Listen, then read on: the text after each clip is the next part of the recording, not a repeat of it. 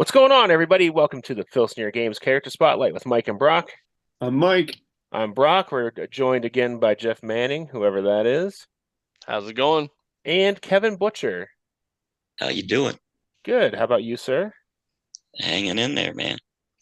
Matthew Butcher is going to try and join us here in a little bit, so hopefully we can get him on. We're talking house rules tonight. Yeah, this was brought up by Derek Bauman. Derek, friend of the show, highest rated episode of all time. He even suggested putting on the butchers. He Really? did. Yeah. Wow.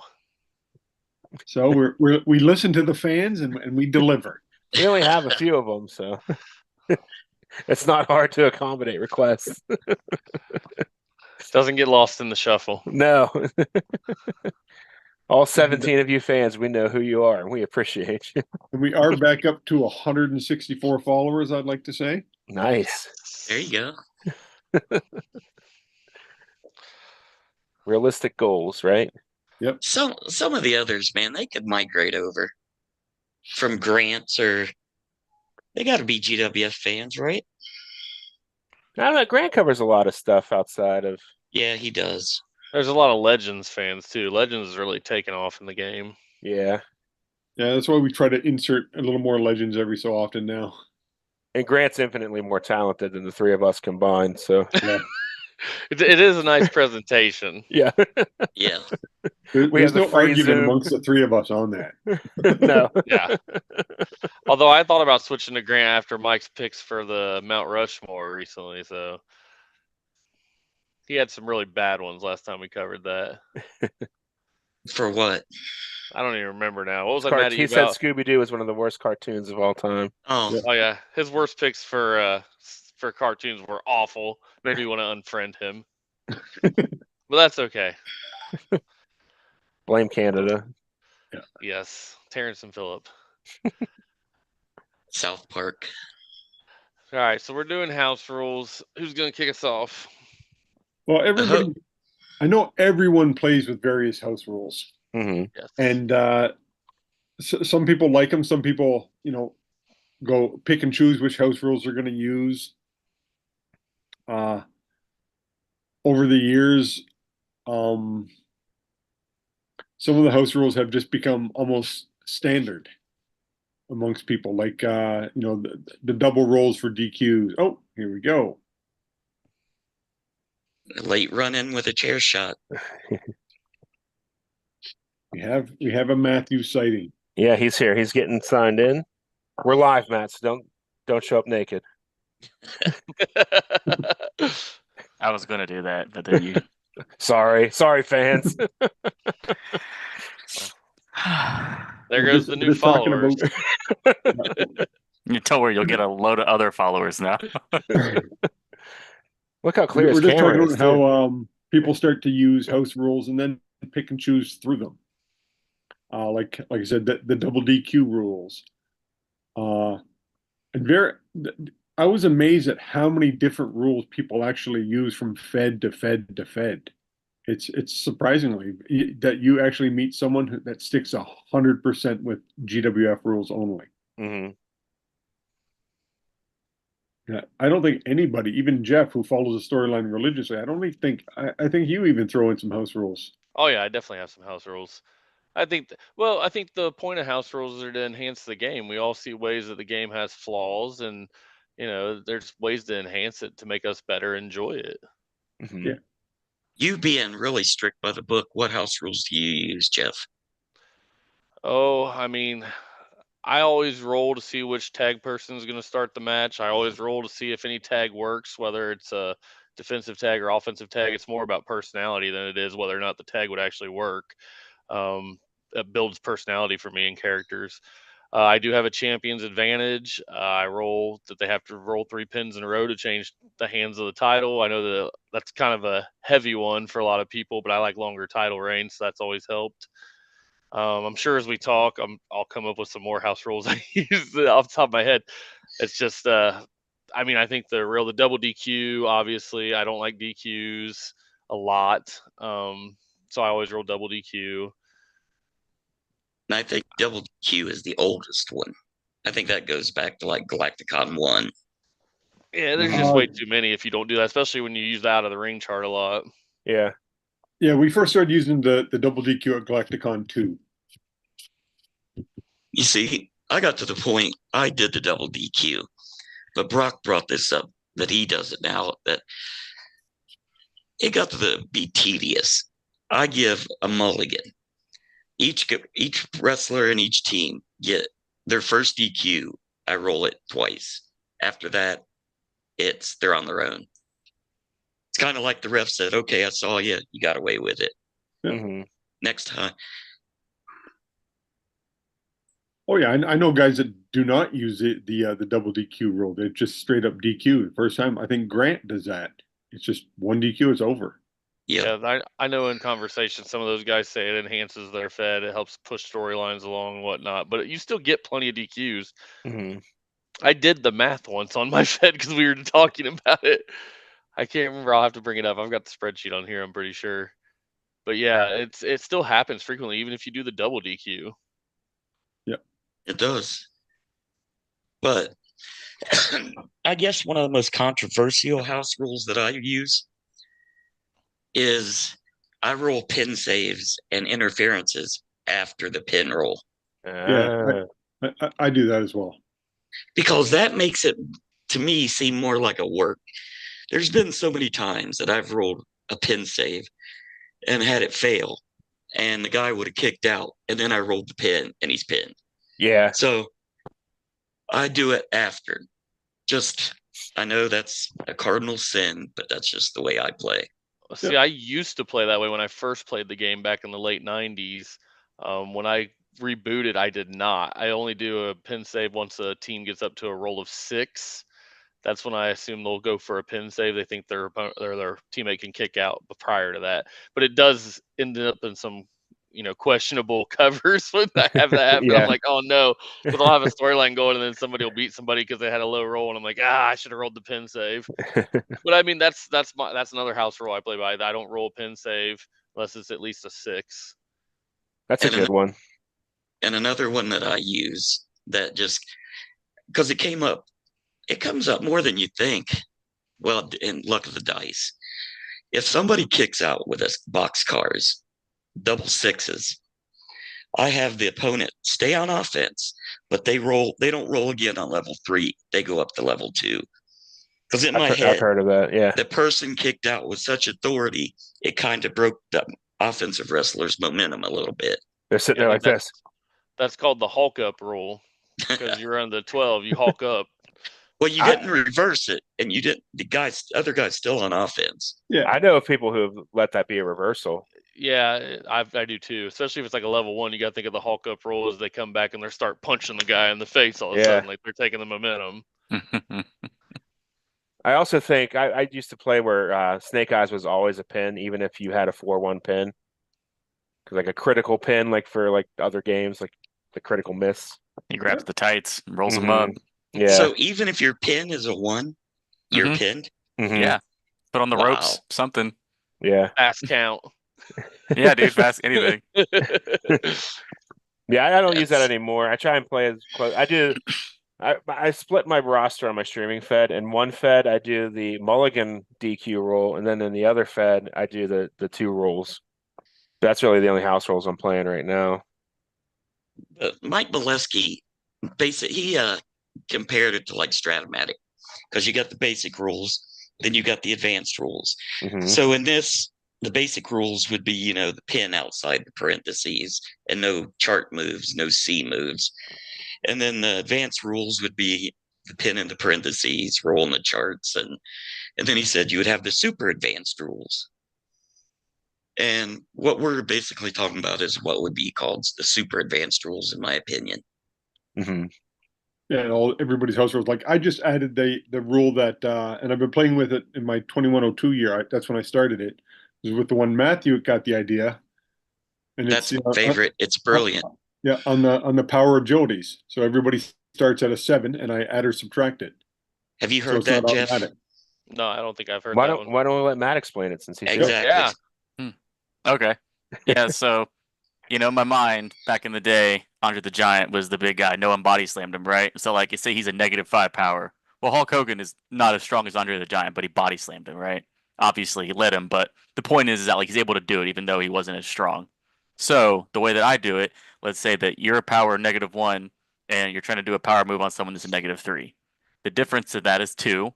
So you take that 2 and then you minus it from 7, and you have to beat that roll kind of like a choice chart. And if you do it, it works. It's like another choice move, but it happens throughout the entire match. That way, you know, even someone that's big can do a drop kick like the Big Show, or someone that's small can do a power move. You know, it just I always hated the idea that like a guy that's really strong just isn't as quite strong, so he can't do this one specific move. It just didn't make sense to me. And So it always fails. Yeah. yeah, I just didn't like that very much. And then So they keep trying over and over and over again. yeah, So the yeah, so basically, Jeff, the base number is 7.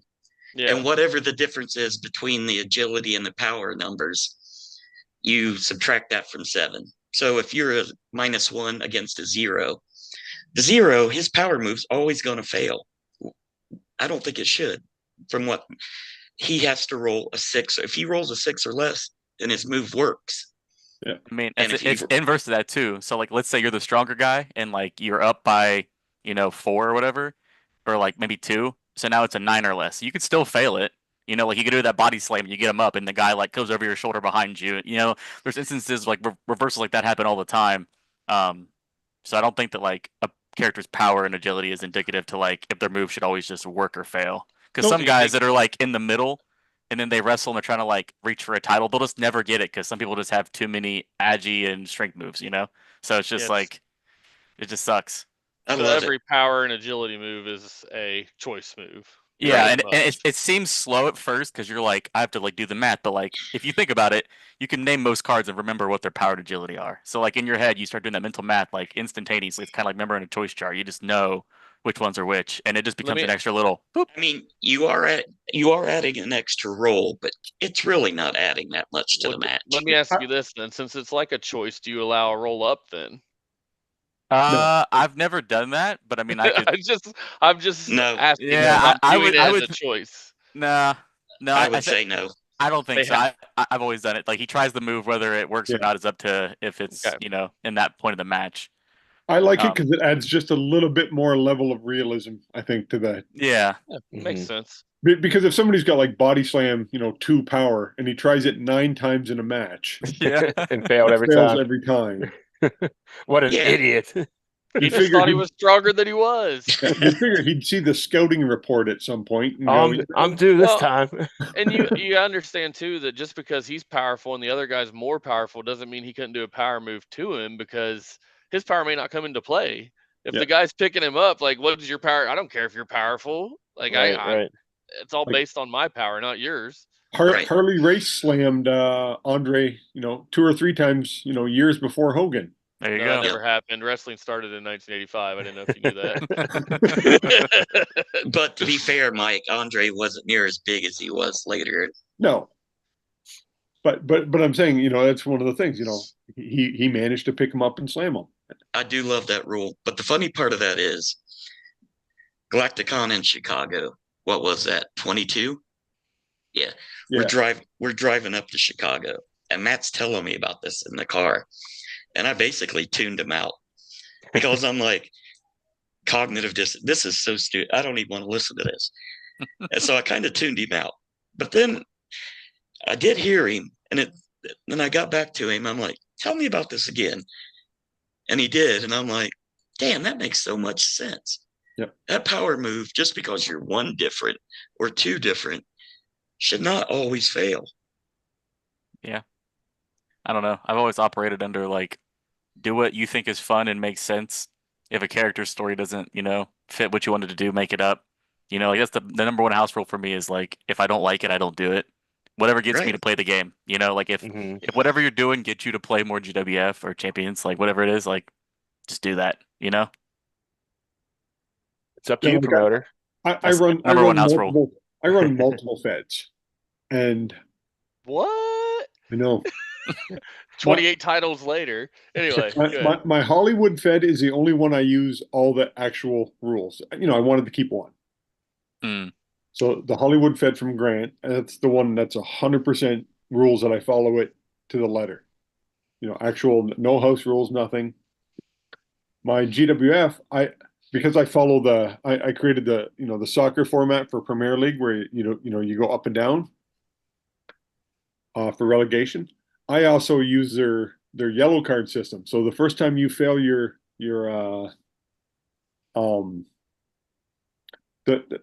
first time you get a DQ, you get your first yellow card, second yellow card, and then you get a red, which means you're DQ'd, but which means you have to skip the next card. So there's a little built-in suspension with it. Yeah, just it's not an actual suspension, but it's a 1 day. It's a one card. You miss the next card. Now, to me, I don't know The if guys this got to was watch what if they're on 2 and they're like, do I want to roll out of the ring because I could get suspended? Then it forces them to stay in the ring. It changes the rules just a little bit. Just one of those things.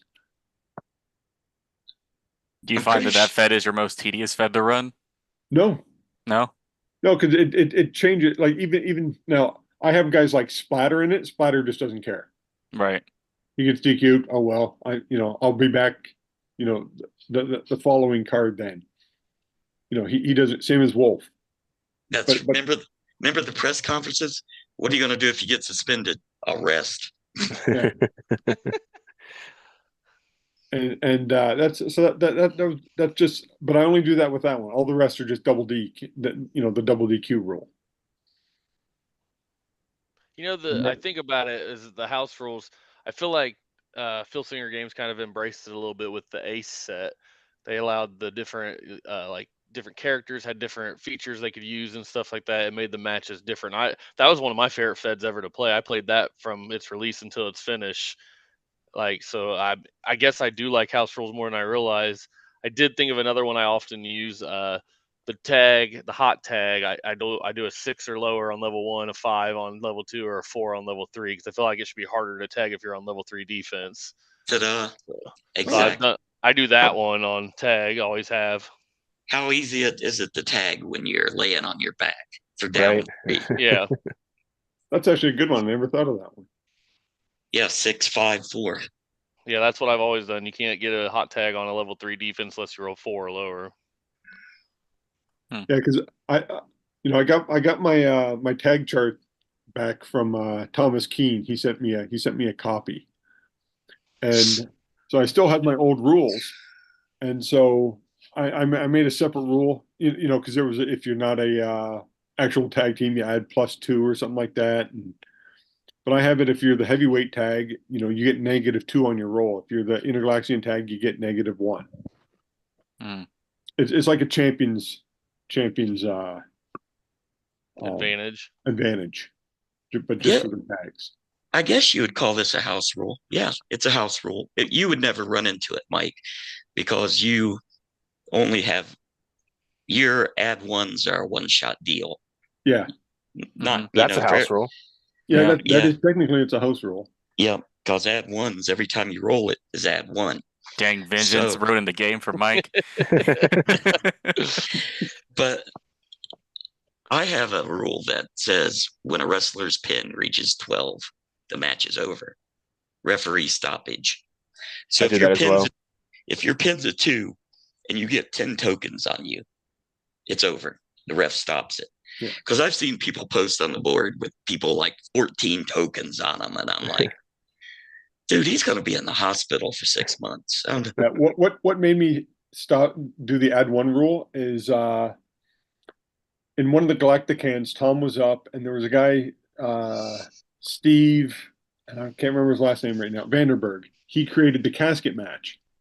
And Tom really wanted to play test the heck out of this match because he wanted to introduce it to the GWF.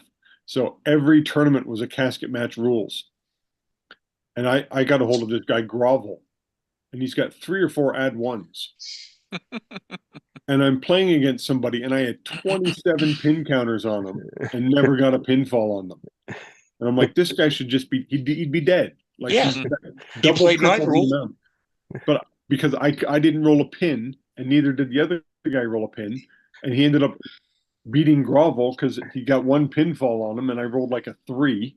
And I'm like, but I have 27 pin counters on him. The match should have been over. And Tom's like, that's not the way it works. I'm like, this is just dumb. That's It the is. casket match, though. You have to put him in the casket. Well, if you have 27 counters on you, you should be able to drag him to the casket. Yeah, I feel like the guys that don't have finishers has always been kind of weird. It's Yeah. like I feel like there should be like a house rule, like a stipulation, like you could once per match just like force a pin or something. Because like you get that example like you just said, you have someone that has like 13 counters and like Grovel just refuses to lay on them. And it's like, Yeah. okay, this is stupid. It doesn't make any sense. Like I get it. He's from like Primus. He's like, not all there. Like, He's dumb. it is, hey, he's dumb, but like Pagan Knights would probably have taught him to like put a finger on somebody, like it makes sense to me. It's not like Dark Star Creature where he pins the wrong side of him. Yeah. There you go. No, but I use the pin of 12. They're also ref stoppage. That's the way to cover that. Is hey, he doesn't realize you have to pin him, but he's obliterated this person. Mhm. The ref's just not going to stand back and watch him get murdered. Yeah, as soon as I've done that for a long time. As soon as you hit 12, it's over. Mhm. Referee stoppage, which So it has helped the odd champion. Yep. 'Cause it's Yeah. ref stoppage. your next card, Jeff, try the power agility and see how Mike doesn't endorse much. And for Mike to endorse it, What a jerk. He's got the- Canadian. Canadians got- hate everything. It's got the big maple leaf of approval on it, dude. I think you'd like it. I mean, there's no reason that move should fail 100% of the time. No, it's definitely. I mean, you guys were talking about Stratomatic. I've played Stratomatic before. And the law of averages, even the least likely thing is going to happen at some point. Yep. So I mean, it's got to have a possibility. When you're playing Stratomatic, you have so many options. The way they roll with the multiple dice and stuff. Champions, that's the greatness of it and the downfall of it. The simplicity of it is what brings people in. When you've played it as long as most of us have, you're looking for that edge to make it a little more enjoyable, a little more realistic. Yeah. Mhm. Well, we were talking about a house rule, and because we were talking battle royals a few weeks ago, Yep. and Oh, one of the God. rules I use in battle royals is when it comes to your pin attempts, I don't keep raising. I use your basic pin. So if you're a 4-1, your battle royal pin's a 4. So that's the rule I always have to roll to throw you out, or if you get pinned, you always got to beat. If someone does a finisher, you got to beat that 4 roll, just so I don't got to keep adding tokens for And all out of kinds of the different people. It's always just that basic. out of the ring is it automatically toss out, right? Yeah. Yeah. Not for Jeff. Not for me. I always roll. I add 10 Really? tokens and I roll.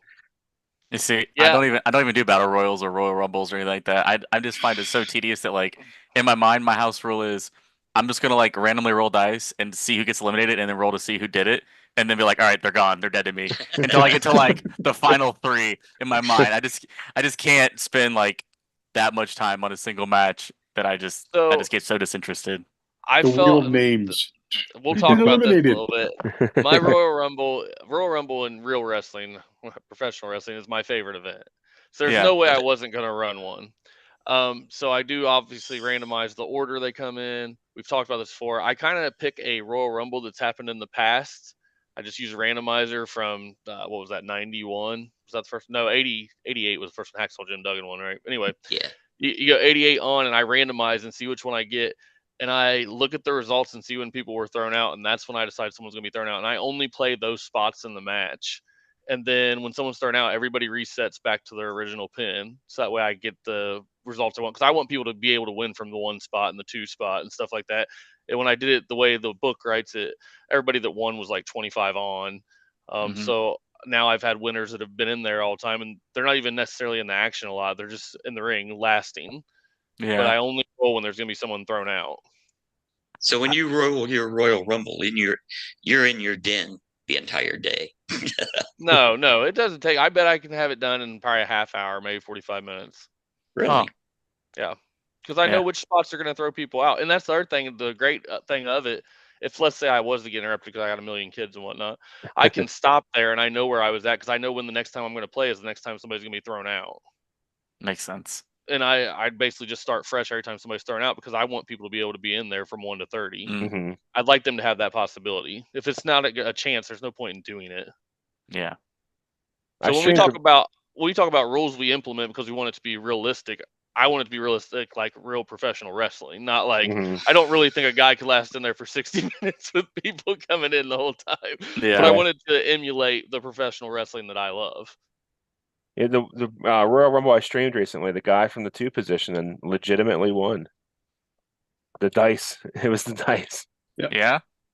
Yeah, Were you surprised? I was very surprised, especially when it came down to who it came down to. They're bootleg guys. Nobody's going to know who they are, so no sense in mentioning their names. But What do you mean? Hey, you can Everybody knows always pump Next Dimension NDW Wrestling. wrestling. Yeah. NDW Wrestling, it came down to Epic Waldo versus Alostrios. Illustrious? Waldo. I don't know Yeah. who Epic Waldo is, but I think he's the best at hide and seek ever. He Yeah. is. I He's know epic. who Waldo is, but I don't know who Epic Waldo is. You know who he is, but you don't know where he is. You're right. You've probably been looking right at him and Hey, just never Brock's looking realized. for him right now. Yeah, he's gone. He'll turn up. That's great. Now, a house rule that I have not implemented, but I have thought about, and then I saw it posted on one of the forums on the board. I always thought fatigue should play into the match, and I've never really thought about how. And then I saw somebody on the board posted, once you play it by your tokens, once you get 3 tokens, you are injured. You go by the injury chart.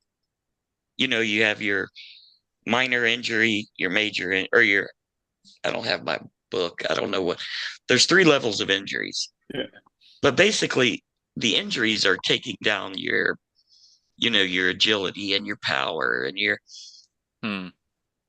So once you get 3 tokens on you, you're basically minor injured. So your power and agility both drop 1 by 1. Your pin goes up by 1. Then when you get 6, you're the next injury level.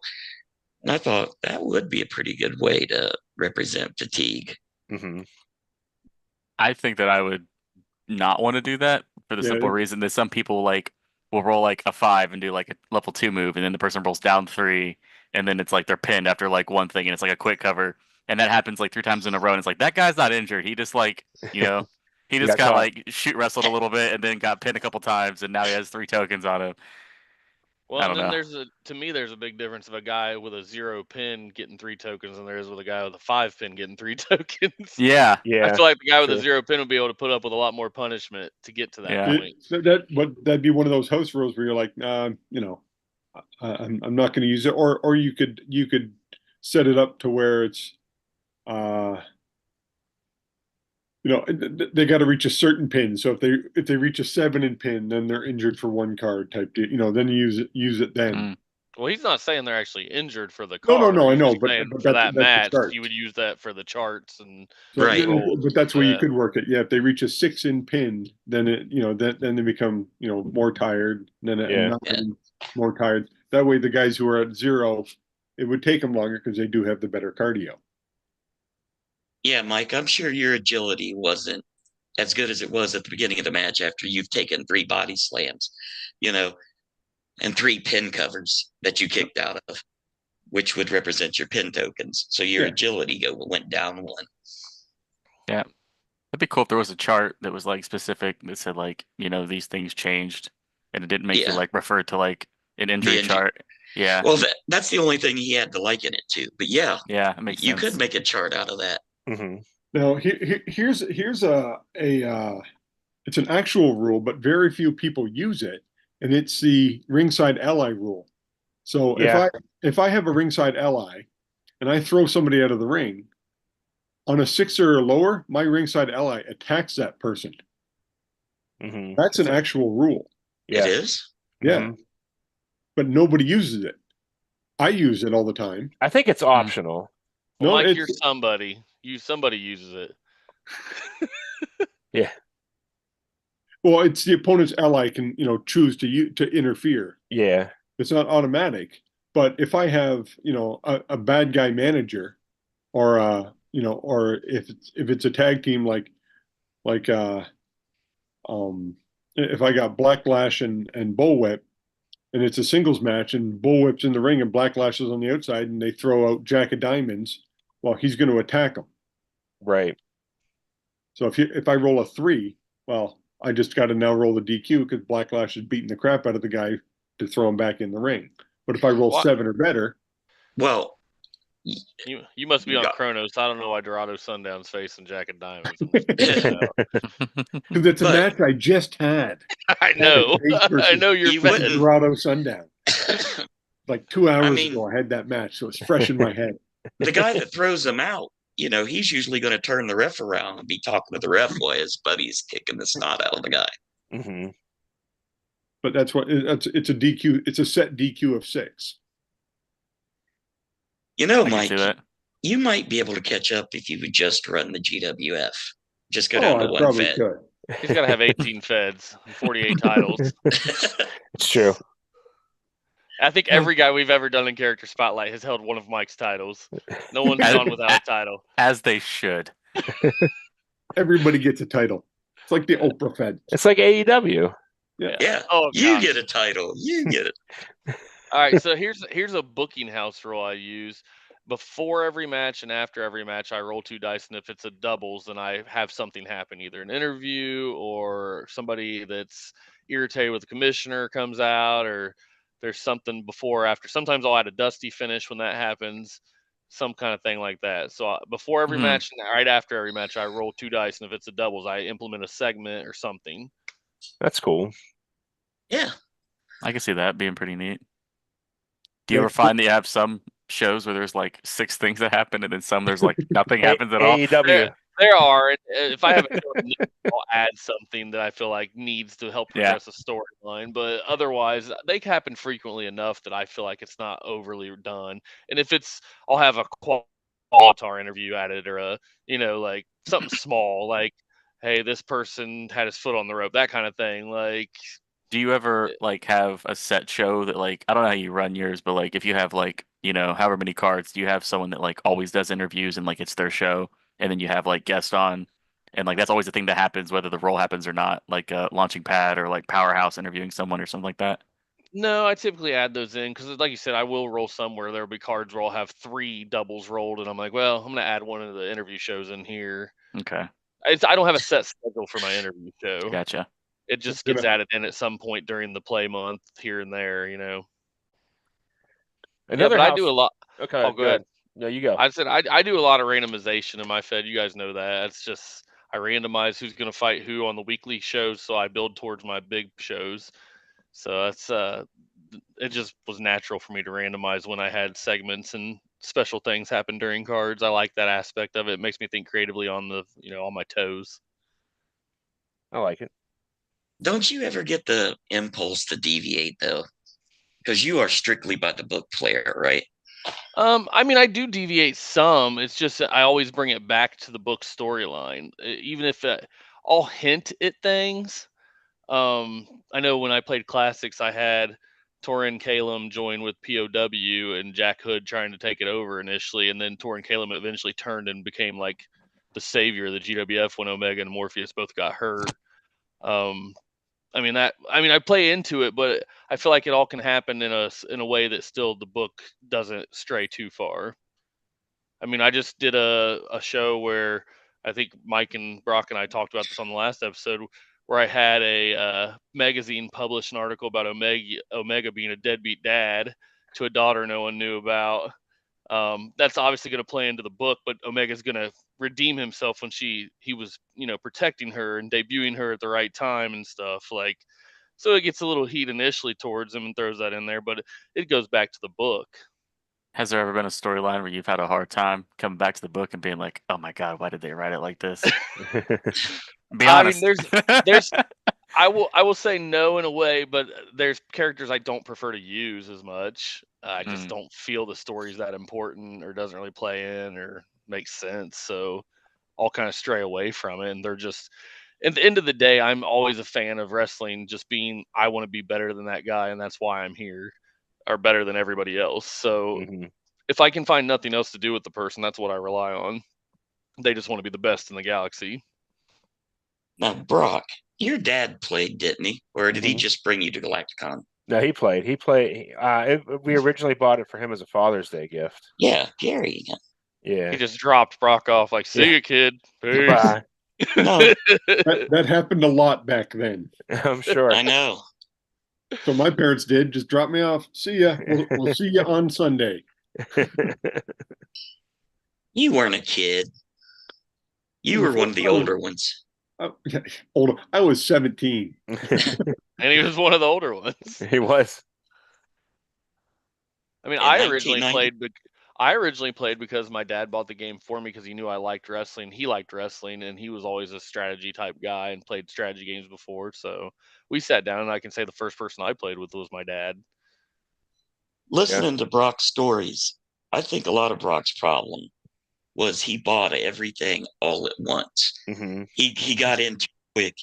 Yep. He should have just said, all right, I'm going to play this, then I'll buy this game here. Mm-hmm. He got all the cards, fell over, wanted to play with everybody. It's true. Team Dreadnought with Comrade Terror. He did the Full Storm the circle Ring and meme. Brawl. I did. Well, back in the day, in the early Galacticons, you used to get a deep discount if you bought based on bulk. So I'm like, Stretch this dollar. Yeah. The deal on the table that Tom gave us was too good to refuse. And then it's like a 3-hour ride home, and I'm like flipping through the cards, like, oh, I can't wait to use this guy. Then I got a bunch of bootleg guys there too, and You see, you guys talking about your dad's buying it for you. One of the funnest times I had was late 90s, early 2000s playing with Matt when he was a kid. Because we weren't just dropping dice on the table. Matt put so much personality into those characters. I was a straight up psychopath, dude. Thunder, Steel Freak had a year-long GWF title reign because of that dude. And I cheated a lot. That was the main house rule. When your dad's not looking, change the dice to a 6. And when Steel Freak would win, Matt would jump up and beat his chest, scream like a madman, run around the house. Yep. I mean, those were just amazing memories to me. I mean, it was... What a wholesome episode. Yeah. We should have brought our dads on. And then when he brought Randy Savage to the GWF, that was and he had him being interviewed by Power Slam. Yep. And he's like, oh yeah, I'm being interviewed by a Triceratops. That's what he would say. That is what he would say. It doesn't matter. Yeah. That's a house rule. Do you mix legends with champions? No. If it makes sense, yeah. No. You know, why not? Why not? Why? Let's hear the reason why not. I'm curious. No, I don't I haven't legends done that. with champions. Okay, why is it as crazy if I have a guy who literally can like light himself on fire, and then a guy who turns into like the Incredible Hulk, and then a guy who's like, basically like a Superman figure, and then there's like, all right, why couldn't, American guy just be substituted for like Macho Man or Hulk Hogan? Like, why would that not make sense? Oh, you could 100% do it because there's time travel. Yeah. Yeah. But it's just something I don't think anybody's really done. Greg Yeah, Hammer I'm sure Valentine some did it. people I have mean, done it. Oh, I don't think Greg Valentine is the reason I don't do it. Oh, okay. I mean, I personally don't play like with, real life people most of the time. Only like certain characters that I think like kind of transcend to where like it either be comically funny or it would make sense where like their gimmick is like, out there enough to where they would just fit in to a roster for GWF. well, when we do discuss legends, we usually try to figure out how would you put them into a GWF fed. So we do cover it. Mhm. Yeah, I mean, some people just don't have the personality. They're just like, they just don't fit in, and you're like, okay, maybe like in the early classics feds for GWF they would fit in, because everyone's kind of like vanilla. Everyone's like, just wearing the tights. There's not a lot of, Tell gimmicks me that are Randy too Savage crazy. wouldn't fit into the GWF. Oh, 100%. Oh yeah, he There's- would. Road There's Warriors. guys that not having that is their gimmick, like Lance Storm. So Yeah. you can be boring and I don't think everybody in the future is going to be interesting. Yeah. I think it's relative though, right? So to them, it's not interesting, but to us, if we were to watch two aliens wrestling, no matter what their gimmick was, we'd be like, "That's really interesting," you know? You obviously weren't at GWF Live, but anyway. No, I wasn't. I was not. I wasn't either. What did I miss? A Oh. lot. Man, Anyway, they had Chuck Taylor as Thanos God. versus Orange Cassidy as Star Warrior. Yep. Oh. I True mean, story. The matches weren't bad. Just not having a crowd that had no idea what was going on was rough. That was rough. I bet it was. It was Yeah. the whole show was dedicated to like one set of bleachers and a couple guys in on the Well, floor. it didn't help that half of it was an indie wrestling show and half of it was the GWF Live. Yeah. But anyway, well, I'll wheel it back in here. No, the GWFZ explored having some of those guys in there, and then the classics had Big Superstar, which was an obvious, homage to Hulk Hogan and stuff. So there's been guys, Avalanche with King Kong Bundy. They're probably the reason I don't have legends in my Fed though, because it just part of the enjoyment of the GWF is you have to use your imagination for these characters. All you usually got back, especially back in the day, was a press conference, Right. and then you were the rest of it. Mm-hmm. Whereas with their already established wrestler, I'm pretty much going to write them how they're already written. I'm not going to really True. come And I out know, of it. Tom Filsinger, you are not one of the 164 subscribers. But if you happen to watch this, bring back the daggone press conferences in the handbook. Yes. We do love the press conferences. They are some of the most fun things to read. Yes. When Thunder and Thrash gave Crush the cleansing in the bathtub with Kool-Aid. I mean, It counts. It does But, count. You know what? Veering us all back to house rules. Are there any? that's what I was just thinking. That's my job is to keep everything focused. That's usually my job. Yeah, where are you at, Brock? You're I like don't herding know. cats, Mike. I'm sorry. You asked me to come on. You should have known better. But are there any house rules that we haven't discussed that you do use? I don't use this one, but Sam Looptack told me about this one. If an initiative roll starts on doubles, like if you roll 2 4s or 2 whatever, that person starts on level 2 offense, like a jump start of the match. Oh, like maybe the guy was like putting his whatever down, had his back turned. Okay, Yeah. Yeah, I've heard a lot of people use that one. that's interesting. Well, that would suck if it was Whiplash. You just bypass the whole 6 roll on level 1 offense. Yeah. I used to do that at one point if it was if I got boxcars. The person who got boxcars jumped the other guy as they were getting in the ring and would start on level 2. Mm-hmm. I used to do that years and years ago, but it's probably just a rule I forgot. Yeah.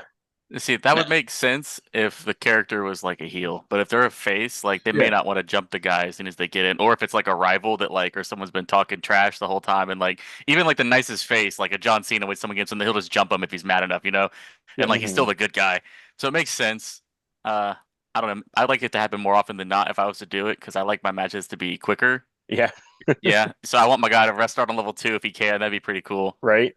And I see it's not a house rule per se. This is a writing thing.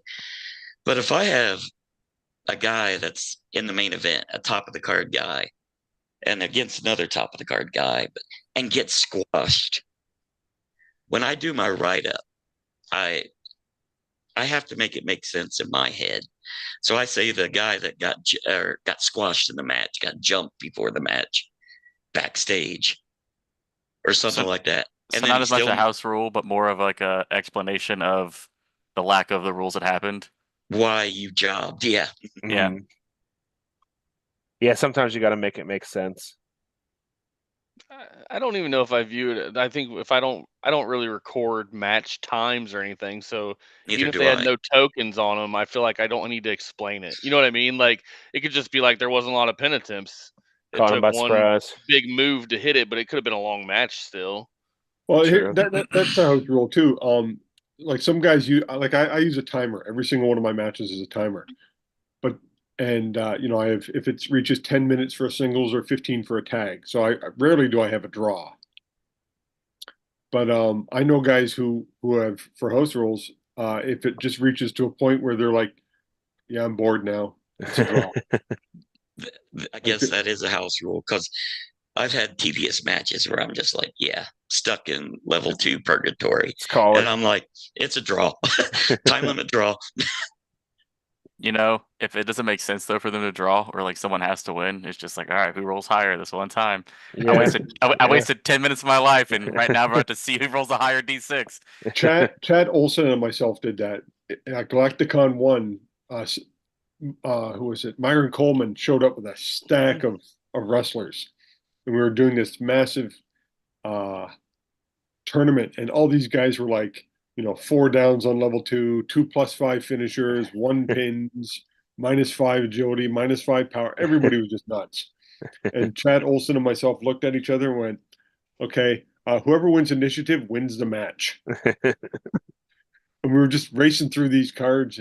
But the thing we didn't realize is Mark Ashby was, going around and recording things, but he had set the microphone down on the table. And so he's got like 20 minutes of me and Chad throwing this tournament.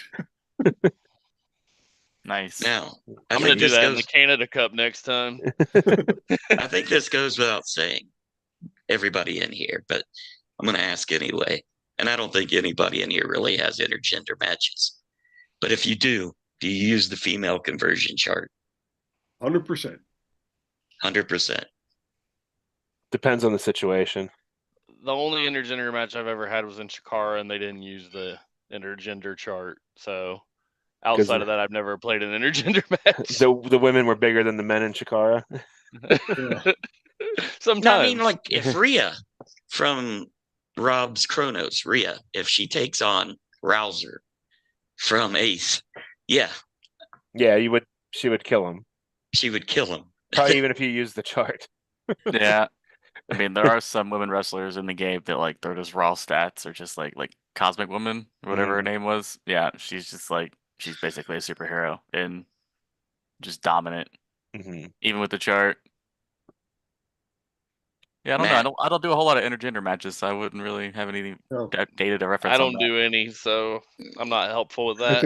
I think I might have done one. Yeah. I mean, maybe if it was an Amazonia versus Renard Beguile, I wouldn't use the chart. Well, something like that makes sense. Something like that, it wouldn't make sense to, so I wouldn't bother with it. And I think that's one of the ones I've done. Yeah. Yeah, that match could actually happen. Yeah. You haven't even checked out the latest the new GWF set, did you? Who, me?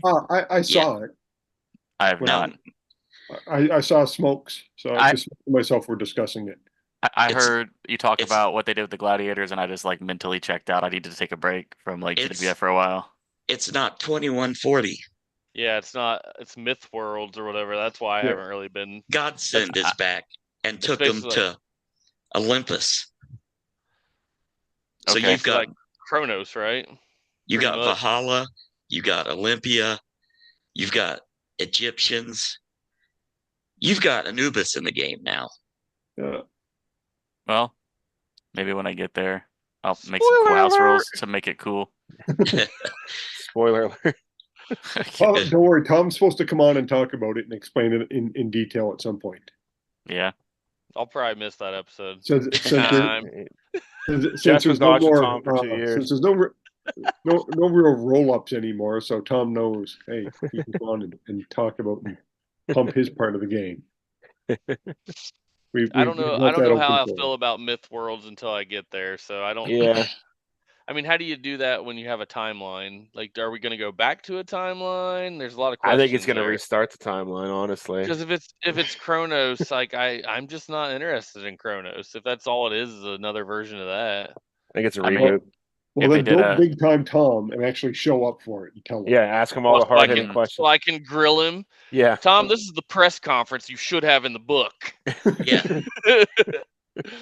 Like, listen, I know you used a lot of stuff from comic books in general, so why don't we just do a Crisis on Infinite Earth situation and get everything back to one storyline, start it all over, everyone loves the game again, and they don't want to play Legends, they want to play GWF again. I kind of think that's what they're doing. All right, well, amen. I kind of do. I'm here Does that for it. mean when I get there, I get to skip Myth Worlds and get pick to Hey, the time? That'll be the greatest house rule ever, Jeff. Yeah, To I'll be like, to skip I'm it. going by the book. This never really happened. Yep. It just led to this. On a 2-up, it didn't happen. Oh, look. It didn't. Good Hey, stuff. we should probably close this up. All right, everybody. Thank you for hanging out, talking some house rules with us.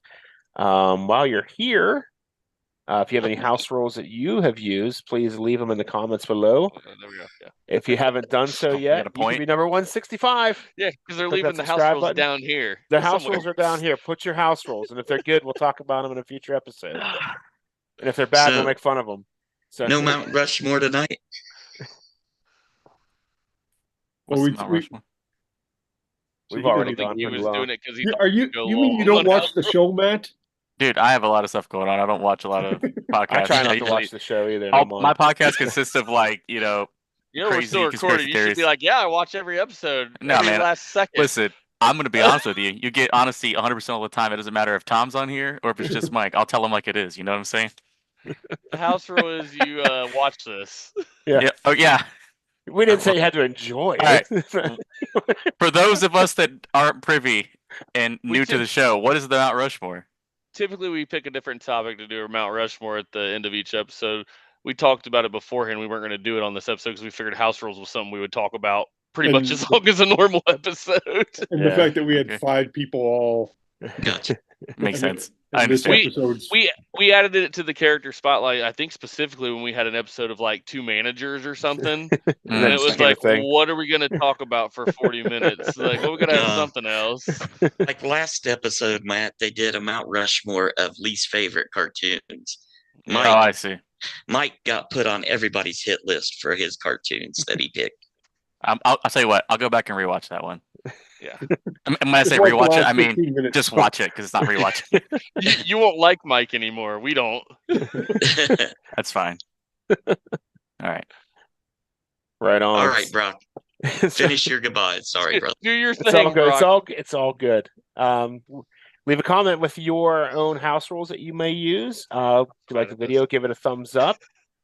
Also, while you're here, scroll on down to the description where you'll find all of our friends who make Filsinger Games related content, including the official Filsinger Games podcast Roll Up, the Legends team's Uncharted Territory, Dizzy Dice from Lee Lamprey, Grant Pachoco's solo promoter. Grant's also here on YouTube, along with Bucky749 and Brad Plays 81. Dave Little's Heartland Championship Wrestling is here on YouTube as well. I'm on Twitch. I'm trying to figure out my schedule. Usually Tuesdays, Fridays, and Sundays, 9 p.m. Eastern.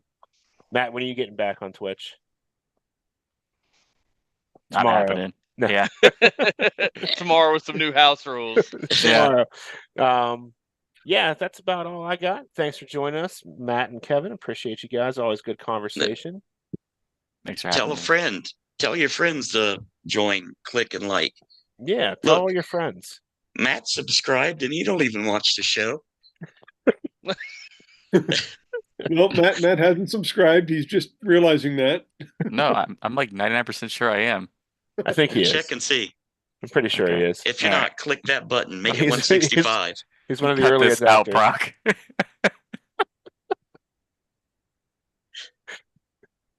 Yeah, I'm subscribed. There There you you go. go. Yeah. He's So on tell there. a friend, even if Yeah. they don't want to watch, just tell them to subscribe. And I'm subbed to Brockster Comics. Yeah. Yeah. Our 164th subscriber was my friend's wife. There you And I'm go. like, She hey, got bullied. We appreciate you, friend and wife. Yeah. You're going to beat a 200 before the end of the year. Well, we got 5 months. It's possible. We could do it. but I find you guys enjoyable. You guys Well, thank you. make me laugh. It is a Even- comedy of errors. yes, Matthew, first thing Mike did when I seen him at Galacticon was insult me. So Because he's I a wouldn't jerk. have it any other. That's because Mike is an IRL heel and he doesn't want anyone to actually know. As I showed you the text he sent me, he's like, Matt's good people. He's coming to Galacticon. And I'm like, yeah. A little bit later, I'm like, Matt backed out. And he goes, Matt's a bitch. So I showed that text to Matt. And Matt said, That's all right. He said being called a bitch by a Canadian is a badge of honor. That is true. Yep. They're allegedly nice, but the ones I know. Yeah. You guys just have a good time. You're fun to watch. Okay, everybody take care. We'll talk to you later. Have a good night, Later. everyone. See you.